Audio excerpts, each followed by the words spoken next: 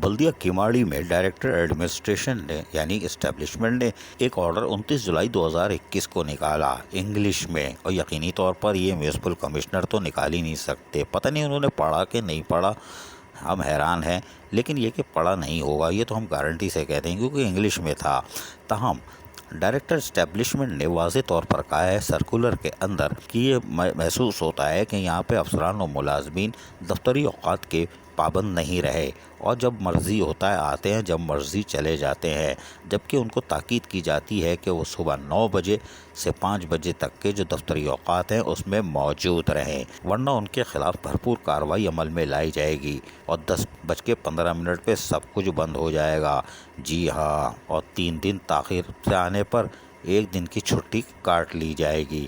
یقیناً یہ زبردست کام ہے، لیکن یہ 29 جولائی 2021 کا ہے، اور ہمیں یقین ہے کہ لاک ڈاؤن لگنے کے بعد سرکاری دفاتر بھی بند ہوں گے، اور جہاں پر حاضری اب 20% رکھی جائے گی یعنی 50% سے بھی کم کر دی جائے گی، وہاں پر عمر رسیدہ، جی ہاں، جو 50 سال سے اوپر ہیں ان کے تو دفتر میں آنے پر ویسے ہی پابندی گورنمنٹ نے لگائی ہوئی ہے۔ صرف بلدیہ عظمیٰ کراچی مستثنیٰ ہے، جہاں 50 کا ہو یا 52 کا یا 55 کا، کسی کی چھٹی نہیں ہے، سب آئیں گے۔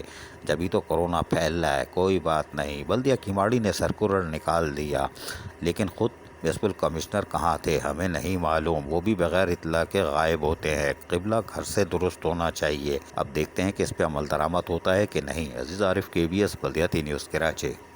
ایسی ہی خوبصورت ویڈیوز فیوچر میں حاصل کرنے کے لیے ریڈ بٹن پر کلک کر کے اور بیل آئیکن کو پریس کر کے ہم سب کے سبسکرائبر بننا مت بھولیے۔